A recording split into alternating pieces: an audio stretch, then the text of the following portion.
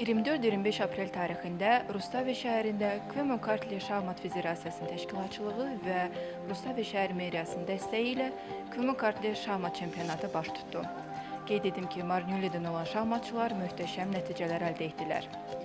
23 nəfərin iştirak etdiyi 12 yaşa qədər olan kateqoriyada birinci yerin qalibi Rafael Bayramov, ikinci yerin qalibi Ayxan Əsgərov, üçüncü yerin qalibi isə Rəvan Məmmədov oldu. İndi isə birinci yerin qalibi Rafael Bayramovu tanıyaq.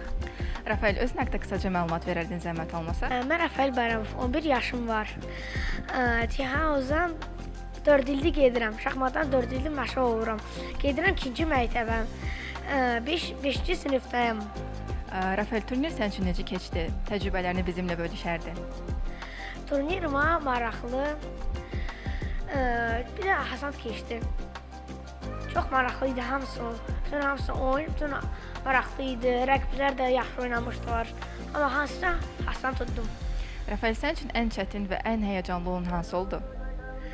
Mən üçün ən heyecanlı və ən çətin oyun oldu Ayxanla oyun. Ayxan Əsgərovla hansı ikinci yer tutdum. Şahmatla məşğul olmaq istəyən başqa uşaqlara nə kimi məsləhətlərin var, Rafael? Belə məsləhətim var. Udursanız heç nə olmaz. Sonra yenə udarsınız. Bir dənə uduzmaq heç nədir. Özlərinə inansınlar, yaxşı oynasınlar. Bir də bunu deyəcəm, ingilis dilində bir dənə frazam. Practice makes perfect. İndi isə ikinci yerin qalibi Ayxan Əsgərovu tanıyaq. Ayxan, özün haqqında qısaca məlumat verərdin? Adım Ayxan Əsgərovdur, 11 yaşım var, 6-cı sinifəm, 6 nömrəli məktəbdə oxuyuram, 3 il şahmatla məşğulum. Ayxan, turnir sənin üçün necə keçdi? Necə oldu ki, ikinci yerin qalibi oldun?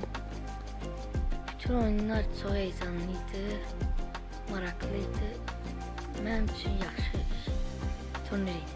Ayxan, bəs nə qədər müddət ki, turnirə hazırlaşırdın? Turnirə uzun müddət hazırlaşırdım. İndi isə üçüncü yerin qalibi Rəvan Məmmədova tanıyaq. Salam Rəvan, özün haqqında qısaca məlumat verərdin zəhmət olmasa? Mən Rəvan Məmmədov, 11 yaşım var, 5-ci sinifdə oxuyuram və şahmatla 2 ildir məşğul oluram. Rəvan, turnir sənin üçün necə keçdi? Çoxmu həyəcanlı oldu? Nə kimi çətinliklərin oldu? Turnir mənim üçün maraqlı keçdi. Bəzi rəqiblərim güclü olduqları halda, bəziləri asan idi və turnirdə çox həyəcanlı idim. Bəs sənin üçün ən çətin olan turnir hansı oldu? Ən çətin rəqibin kimlər oldu? Mənim ən çətin rəqiblərimdən biri də Rafael oldu, ikincisi isə ən axırıncı.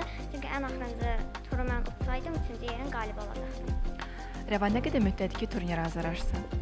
Biz artıq bu turnir üçün uzun müddətdir ki, hazırlaşırdıq və Emin müəllimin mənə verdiyi məsləhətlərlə mən bu gün də qalib oldum.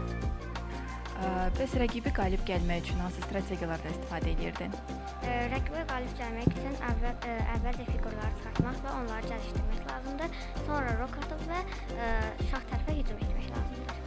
Bəs sənin kimi başqa şahmatla məşğul olmaq istəyən gənclərimizə, uşaqlara nə kimi məsləhətlərin var?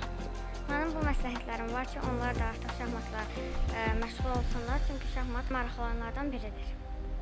Rəvan, bu sənin neçənci qalibiyyətindir və hansı oyunlarda bundan əlavə iştirak eləmisən? Bu mənim ikinci qalibiyyətimdir. Mən birinci qalibiyyətimdə birinci yerə sahib olmuşdum. Bu da kateqoriyada birinci yerə qalib olmuşdum. Bu isə mənim ikinci bir qalibiyyətimdir. Bunu isə mən Kvemokartli çempionatında qalib olmuşam. Kvemokartli şahmat çempionatında ilk 3 yerə Marnyulinin balaca şahmatçıları sahib çıxdılar. Bugün biz onların uğurlarını qeyd edirik və gələcəkdə daha böyük nailiyyətlər arzuluyuruq. Afərin sizə, gənc çempionlar!